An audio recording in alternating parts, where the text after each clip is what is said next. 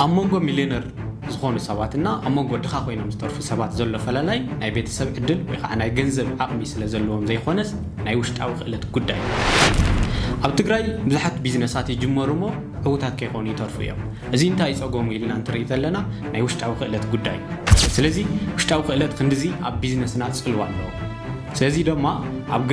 بيزنس كني جمر كلنا بيزنس حساب كلنا يخليه جنزب كلنا يخليه وشتاو عقمنا من حزي هنس أنا قل تناي بيزنس ران نجوره ويقع نجمره بيزنس قوتنا يمخان عقمه ويقع عوتنا يمخان درجو استحتى يزهور سلازي عوت كنخون ندحر دلينا خوينا في الله يقع تجري بيزنس كني جمر ندلنا سبات كوزي حليفنا ول خلوا ستارت أب كني جمر ندلنا سبات وشتاو خلت عوي يسخلوا سلازلو وشتاو خلتنا كعبيلنا خلو ويقع وشتاو خلتنا بالتعمي كنا هنصلهم للخيل حمش لما قدتات كريوكمي توم حمش لما قدتات تخطاتي لكم اب بيزنسكم قوتات مخال تدريب تا فيديو زي انا اخميا صحيحنا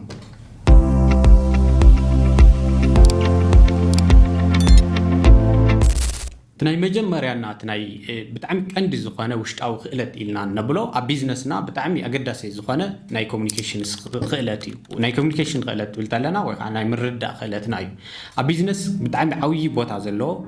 كوميونيكيشن يو كوميونيكيشن خمي غيرنا اينا كوميونيكيت كنقبر لنا خمي غيرنا اينا خنردا زلنا في الله يقع مس خالوت تكالات ويقع مس خالوت مداركتي تسرحت لنا خمي غير اي انا كسرح زغل انا زلنا عقمي انا زلنا خيلت خمي غير كوميونيكيت كغورم يخل لبل بدنب غيرنا خنفلط علينا مفلات بچا زي خونس ناي كوميونيكيشن عقمنا له بدنب كنهنص علينا مكنياتو كلير زخونه كنسرحو نخيل ازي بعل مويا اندحر خوينا انا مويا انتاي تعي خفطرلو ابتتكال في الله يقع نصور زخونه منقدي اندحر كوميونيكيت نقبر خوينا اب حد بيزنسنا وي قع اب بيرسوناليتنا ون قوت زخونه كوميونيكيشن وي قوت زخونه بيزنس كلونا يقبر كوميونيكيشن تبلتلنا حد غزي كمتي بتعمي اغلى لبيلنا نريو نخونينا كندما بيزنس بتعمي عاوي يصلوا زلو حدا ناي وشتاو خلت وي قع سوفت سكيل النولو بتعمي وساني نغيريو مكنياتو كوميونيكيشننا بولك هانيصنا بولك اخا ندحر اسفيحنا يو خويننا مسبات زلنا ناي مردا عقمنا مسبات زلنا كوميونيكيت غيرنا سعنتو ناي محدار عقمنا زلعاله سلازخون اوزي بتعمي عوتات ناي مخان عقمنا لعاله يزخون زلو مالتي كابزي حليفو تخالواي ايموشنال انتليجنس ويقع ناي سمعيت بالحنت تلنا انتايو حد غزي مس ناي سمعيتس خمي بلح كون منامن يبلي اب بيزنس حد غزي سمعيت بلحت اندحر زي خونا بسمعيت نوسنو وسانتات بيزنسنا كودق يغورو يوم سلازي ناي سمعيت بلحتي كنخون تخوينا بتعمي أب سمعيت ويقع ايموشنال انتليجنس تصحف مصحفتي كنا ببلنا بفلاي ناي دانيال جولمان ايموشنال انتليجنس زبل مصحف بدن بغيرنا ندحرم بيونا يخوينا اب بيزنسنا ناي سمعيت بالحي تاي كخون له كف بلنا مصحف سلازخونه بولك تتقمت كنخونينا بيزنسنا ويقع عوتات كغبرنا زخل حدا سكيل ايموشنال انتليجنس تبلتلنا ويقع تناي سمعيت بالحي كنول كلنا اب بيزنس مس بزحت سباتينا نراخب بزحت اورجانيزيشن إنا نراخب مس بزحت ناي فاينانس غداي إنا نراخب كاو حالفون مس بزحت ناي كونتنتم كون يخل خالوت غدايات إنا نراخب سلازي ابز نغير زي كم ناي ولك سمعيت زي خونس كم ناي تكال حسيبنا بسمعيت زبالحنا سبات اندحر خوينا بتعمي اب بيزنسنا عوتات ناي مخان % ويقع درجه زلعله يزخون مالتي سلازي تخالواينا تونا قندي ناي سمعيت بلحتي كنخون لنا ويقع ناي بلحي سمعيتاونت بتعمي كنسفح كنهنص يزلنا مالتي سلازي بزلك عزي ندحر صلوا اللي وخوينو خمي إنا خنهنص نخل قبل بلون أصبح بينا مصحفتي بمنباب يكون يغيلو بفلاي أو ايموشنال انتليجنس تصحفوا مصحفتي أو ايموشنال انتليجنس تصحفوا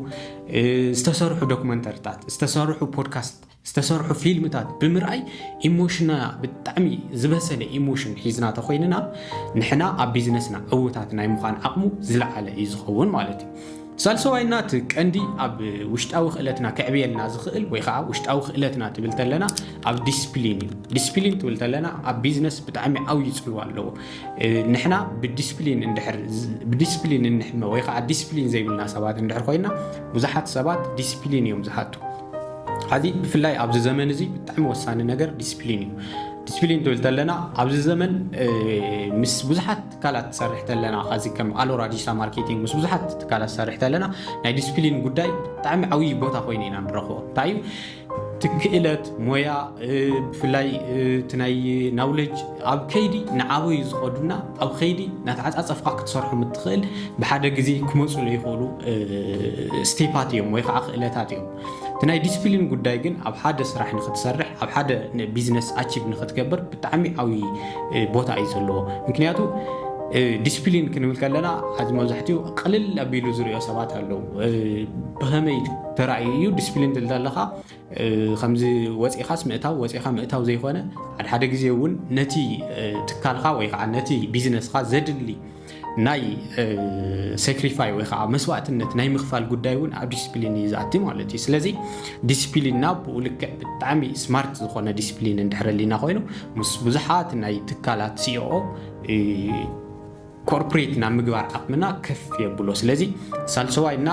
ብጣዕሚ ወሳኒ ዝኾነ ድማ ዲስፕሊንና ክንሃንፅ ኣለና ዲስፕሊንና ተሃንፅ ተለና ብፖዚቲቭ ዝኾኑ ናይ ወይ ከዓ ብናይ ስራሕ ዲስፕሊን ትብል ተለና ናይ ሰዓት ጉዳይ ክልዓል ይኽእል እዩ ናይ ኳሊቲ ጉዳይ ክልዓል ይኽእል እዩ ብፍላይ ከዓ ምስ ትካላት ትሰርሕ ተለና ኣሕና ምስኦም ኮላብሬት ክኾን ተለና እንታይ ኢና ኣቺቭ ክንገብር ወይ ከዓ እንታይ ኢና ኣብ ቢዝነሶም እንታይ ዓይነት ቫልዩ ኢና ንውስኸሎም ልብል ነገር ብደንቢ ናሓሰብና ኣብ ዲስፕሊን بزلك كنت نقاط رابعي ناي نيتورك ጉዳይና ወይ ከዓ ኔትወርክ ናይ ምፍጣር ዓቕምና ዝለዓለ ክኾን ኣለዎ ኔትወርክስ ልብል ኣባሃላ እኒ ሓደ ስለዚ ኔትወርክ ብዝፈጠርና ቁፅሪ ቢዝነስና ብኡ ልክዕ ንዓበየ ዝኸድ ሕዚ ኣብ ኔትወርክ ግን ሚስ ኣንደርስታንድ ዝግበር ነገራት ኣሎ ኔትወርክ ትፈጣር ኣለና ኔትወርክ እንታይ እዩ ትርጉሙ ኔትወርክ እንታይ እዩ ከብስሩ ኔትወርክ ትበሃል ተለኻ እንታይ እዩ ኢሰንሱ ኢልና ብደንብ ክንፈልጥ እዩ ዘለና ምክንያቱ ኔትወርክ ትብል ተለና ሓደ ግዜ ኮኔክሽን ለኔትወርክ ዝመስለና ሰባት ብዙሓት ኢና ሕዚ ኣብ ዕለታዊ ምንቅስቃስና ብዙሓት ሰባት ንረክብ ንኾን ኢና ሕዚ ስኢልና ስለ ኣትካልና ስለ ህይወትና ስለ ዕለታዊ ምንቅስቃስና ክነውግዖም ንኽእል ኢና ግን ኔትወርክ ትብል ተለና ላብ ፕሮዳክቲቪቲ ወይ ላብ ዝኾነ ኢሰንስ ክቕየር ልኽእል ነገር ኣነ ሕዚ ምስ ዝኾነ ሰብ እንድሕር የውግዕ ኣለኹ ኮይነ ኮኔክሽን ክፈጠር ክእል እዩ ኮኔክሽን ግን ኣብ ደገ ዝተርፊ ወይ ከዓ ካብ ወግዒ ዘይዘለለ ነገር ትኾን ተሎ ኮኔክሽን እዩ ክኾን ዝኽእል ኔትወርክ ግን ኔትወርክ ፈጢርና ማለት ግን ዝኾነ ነገርስ ፕሮዳክቲቭ ዝኾነ ነገር ክንሰርሕ ኢና ማለት እዩ ወይ ከዓ ፕሮዳክቲቭ ዝኾነ ነገር ክነምፅእ ኢና ወይ ዝኾነ ቫሉስ ኣድ ክንገብር ኢና ኣብ መንጎ እቲ ኔትወርክ ዝፈጠርናሉ ሰብ እቲ ኔትወርክ ዝፈጠርናሉ ኦርጋናይዜሽን ዝኾነ ቫሉ ክንውስኽ ኢና ማለት እዩ ስለዚ ኔትወርክ ብዝልክዕ እዩ ብጣዕሚ ጠቃሚ ኔትወርክ ብዝፈጠርና ቁፅሪ ድማ ሕዚ ኔትወርክ ትብል ተለና ሓደ ግዜ ብዲጂታል ኔትወርክ ክኾን ክእል እዩ ኮሚኒቲ ብፊዚካል ፕሬዘንስ ናገበርና ንፈጥሮ ናይ ኮሚኒቲ ኔትወርክ ክኾን ክእል እዩ ብብዙሓት ወይቱ ብፍላይ ኣብዚ ሕዚ እዋን ኔትወርክ ትብል ተለና ዘመኑ ዝጠልብ ኔትወርኪንግ ክንፈጥር ኣለና ሕዚ ብናይ ትራዲሽናል ዝኾነ ኔትወርኪንግ እንድሕር ንጥቀም ኮይና ነዚ ዘመን ለይምጥን ናይ ኔትወርኪንግ ሲስተም ንኽተለና ንኾን ንኽእል ኢና ስለዚ ኣብ ኔትወርኪንግ ብደንቢ ክሪቲክስ ኮይና ክንሓስበሉ እዩ ዘለና ማለት እዩ እቲ ሓምሻይና ናይ መወዳእታ ድማ ኣዳፕቲቢሊቲ ወይ ከዓ ናይ ምልማድ ዓቕምና ወይ ከዓ ናይ ምልማድ ትብል ተለና ብጣዕሚ ምስኡ ተታሒዙ ናይ ተፀዋራይነት ናይ ፍሌክሲቢሊቲ እዩ ዝለዓል ማለት እዩ ምክንያቱ ንሕና ትላመድ ተለና ምስ ስራሕና ትላመድ ተለና ምስ ዲስፕሊንና ትላመድ ተለና ምዞም ናይ ኢሞሽናል ኢንተሊጀንስ ዝወልናዮም ቅድሚ ለልዕልኽዎም ነጥብታት ትላመድ ተለና ኣብ ቢዝነስና ዕውታት ናይ ምዃን ፐርሰንቱ ዝለዓለ እዩ ዝኸውን ማለት እዩ ስለዚ ኣዳፕቲቢሊቲ ብጣዕሚ ኣብ ስራሕና ብፍላይ ኣብ ግልጋሎት እንህቦ ኣብ ሰርቪስ እንህቦ ሞያ ወይ ከዓ ስኪልና ግን ብጣዕሚ ኣዳፕቲቢሊቲ ክህልየና እንዮ ኣዳፕቲቢሊቲ ትብል ተለና ብጣዕሚ ተላመድቲ ክንኾን ኣለና ወዲያውስ ኢምፕሩቭ ንገብር ወዲያው ተዓፃፂፍናስ ብዙሕ ነገር ላብ ፐርሶናሊቲና ነእቱ ሰባት እንድሕር ኮይና ብዝልክዕ እዚ ኣብ ሶፍት ስኪልና ወይ ከዓ ኣብ ናይ መሰረታዊ ናይ ውሽጣዊ ክእለታት ክውዕውልና ዝኽእሉ ነገራት እዚኦም ብጣዕሚ ወሰንቲ ዝኾኑ ነጥብታት እዮም ናይ ውሽጣዊ ክእለት ትብል ተለና ከም ብጣዕሚ ሰፊሕ ዝኾነ ኢንዳስትሪ ወይ ከዓ ሰፊሕ ዝኾነ ሓደ መሰረታዊ እዩ ኣብ ቢዝነስ ብፍላይ ስለዚ እዚ ክንብል ከለና ሕዚ መሰረታዊ ዝኾኑ 5 ነጥብታት ኢና ልዒልና በይ ብጣዕሚ ብዙሓት ካልኦት ነጥብታት እውን ኣለዉ እዮም ግን ኣብዚ ቪድዮ እዚ ብጣዕሚ ዋና ጠቐምቲ ዝኾኑ ብጣዕሚ ክጠቕሙና ዝኽእሉ ኣብ ቢዝነስናስ ዕውት ዝኾነ ቢዝነስ ክህልየና ኣዚ ከም ትቐድም ኢለ ከም ኣብ መእተዊ ዝበልክዎ ቢዝነስ ክጅምር ከሎ እቲ ቢዝነስ ገንዘብ ምህላው ወይ ዝኾነ ናይ ቢዝነስ አይዲያ ምህላው ዘይኾነስ ዋና ኢሰንሱ ቶም ውሽጣዊ ክእለታት እዮም ናይ ኮሚኒኬሽን ናይ ኢሞሽን ብልሕና ዲስፕሊንና አዳፕቲቢሊቲ እና ኔትወርክና እንድሕር ብዝልክዕ እዚ ሃኒፅና ኮይንና ኣብ ቢዝነስና ዕውት ናይ ምዃን ዓቕምና ዝለዓለ እዩ ዝኸውን ዘሎ ማለት እዩ ብፍላይ ኣብ ቢዝነስ ቶም 5 ነጥብታት ዕውታት እንድሕር ጌርና ሃኒፅናዮም ኮይንና ቢዝነስና እውን ብልክዕ ዕውት ናይ ምዃን ዓቕሙ ዝለዓለ እዩ ዝኸውን ማለት እዩ ለማዓንቲ ኣብ ናይ ውሽጣዊ ክእለት ዓቕምና ክህንፁ ዝኽእሉ 5 ነጥብታት ብፍላይ ከዓ ኣብ መንእሰይነት ዕድመ ኮይንና ቶም 5 ነጥብታት ብጣዕሚ እንድሕር ዘይሃኒፅናዮም ኮይንና ኣዝ ንኣብነት ኣብ ኢሞሽናል ኢንተለጀንስ ኣብ መንእሰይነት ዕድመ ድማ ኢሞሽናል ብዙሕ እንድሕር በሳላት ዘይኮንና ብኢሞሽን ወሲና ብዙሓት ቢዝነሳት ፌል ይገብሩ እዮም ካረንትሊ ንሪኦም ኣብ ትግራይ ኳስ መናእሰይ ዝጅምርዎም መናእሰይ ኣቺፍ ዝገብርዎም ቢዝነሳት ውሕዳት እዮም እንታይ ኮይኖም ኢልና ኣሰስመንት ወስድ ተለና